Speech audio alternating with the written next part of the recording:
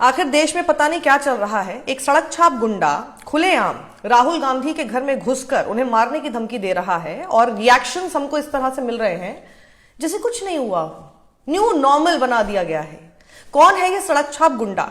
क्या बोला इसने? राहुल गांधी कान खोल कर सुन ले, अगर दोबारा ऐसी घटना हुई तो तेरे घर में घुस के हम गोली मार देंगे।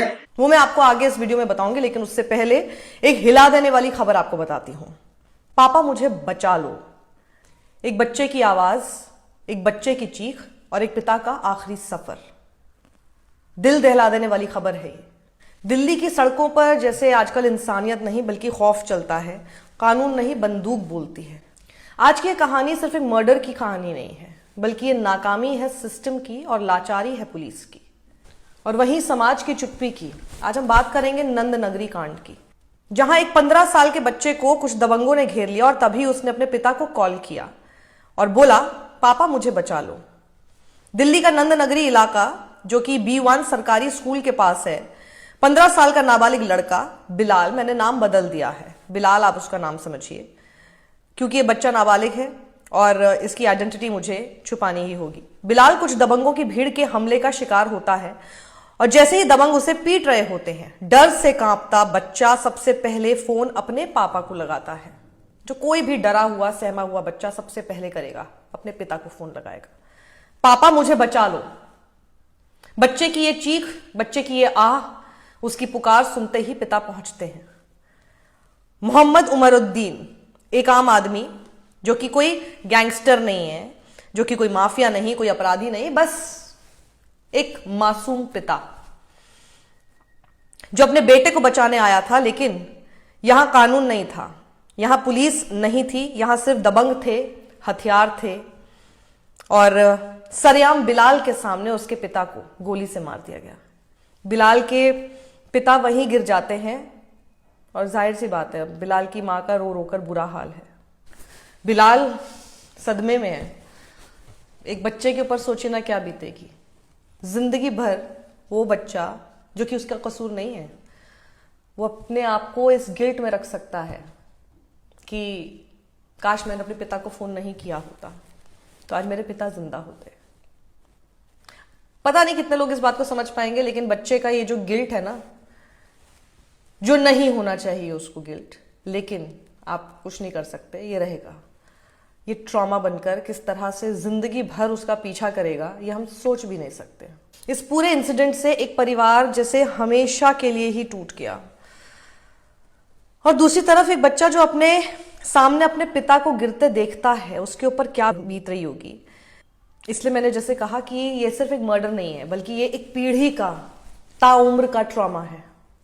ये बच्चा जिंदगी भर उस गोली की आवाज नहीं भूल पाएगा जिसकी वजह से उसके सामने उसके पिता ने दम तोड़ दिया। मतलब सोचना भी बहुत मुश्किल हो रहा है मेरे लिए कि क्या उसके ऊपर गुजर रही होगी। अब इस पर मेरे कुछ सवाल हैं।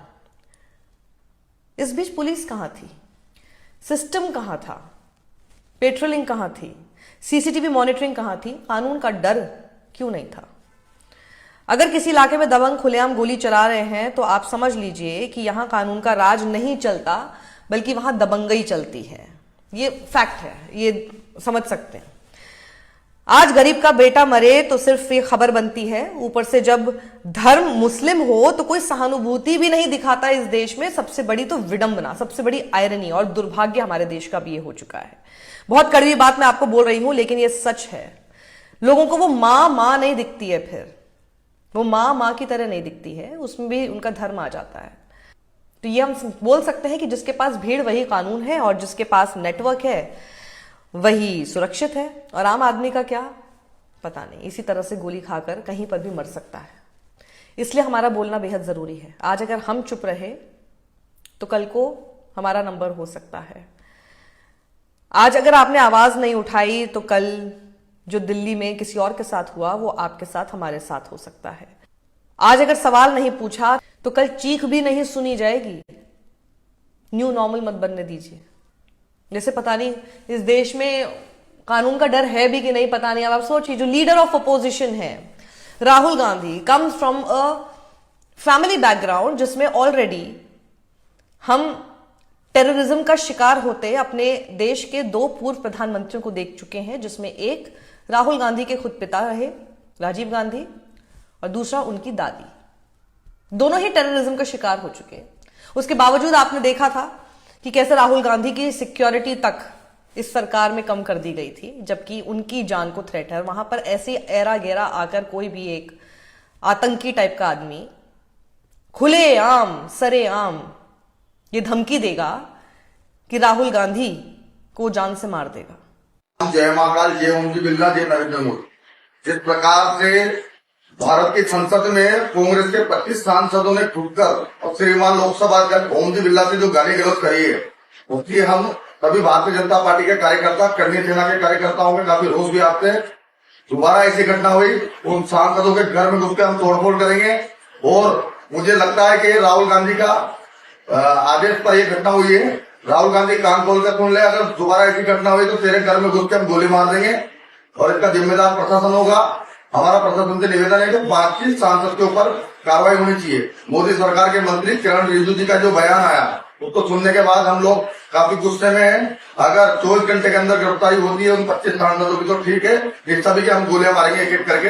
ये रात की नामे संभाजी प्रवक्ता करनी सेना का ये बयान है। चाहे मुझे जेल हो जाए, मुझे कोई दिक्कत नहीं है। जय हिंद, जय भारत। कानून का राज कहां है और कानून का डर कहां है? तो ये खबर सुनिए, राहुल गांधी को भी घर में घुसकर गोली मारने की धमकी जो दी जा रही है, खुद बीजेपी करनी सेना का कार्यकर्ता बता रहा है ये खुद को, और गले में भगवा गमछा, पीछे मोदी और ओम बिरला की फोटो लगा रखी है, और राहुल गांधी समेत 25 सांसदों को मारने की धमकी दे रहा है, क्योंकि ये कह रहा है कि ओम बिरला के केबिन में जो कथित तौर पर हंगामा हुआ उस पर एक्शन चाहता है, वरना राहुल गांधी समेत 25 सांसदों को गोली मारने की धमकी दे रहा है। इतना आहत ये ओम बिरला के केबिन में सांसदों के पहुंचने से हो गया। पीछे तस्वीर लगा रखी है, तो ओम बिरला जरा बोल दे अपना पल्ला झाड़ते हुए कि भैया इससे उनका कोई लेना देना नहीं है। नरेंद्र मोदी सामने आके बोल दें कि इस शख्स से उनका कोई लेना देना नहीं है, ताकि इस देश के सिस्टम और इस देश की पुलिस को ये मैसेज तो मिल सके कि हां भैया इसके खिलाफ कार्रवाई कर सकते हैं। आप अगर चुप रहेंगे, जो खुलेआम इस तरह से बोल रहा है, तो क्या मैसेज जाएगा आप सोचिए। और इसलिए मैं अब गृह मंत्रालय से पूछना चाहती हूं कि अभी तक इस गुंडे, या गुंडा क्यों, मैं तो उसको आतंकी बोलूंगी, इस आतंकी के ऊपर क्या कार्रवाई हुई? ये जो अपने आप को नेता बता रहा है बीजेपी का, करनी सेना का, ये किस हैसियत से आपकी तस्वीरों को इस्तेमाल कर रहा है और उसके बाद इस तरह की बात कर रहा है जिसमें बेसिकली ये आहत भी, इसकी जो भावनाएं आहत हुई हैं वो आपको लेकर हुई हैं।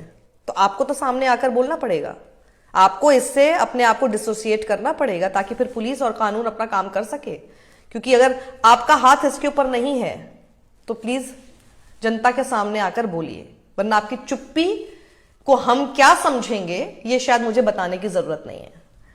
इस वीडियो को आप ज्यादा से ज्यादा लोगों तक पहुंचाइए, क्योंकि आप याद रखिएगा कि जब सिस्टम सोता है तो अराजकता, और जब कानून शिथिल होता है तो अपराधी राज करते हैं। अगर ऐसा नहीं होने देना है तो शेयर कीजिए इस वीडियो को ज्यादा से ज्यादा। सत्यमेव जयते।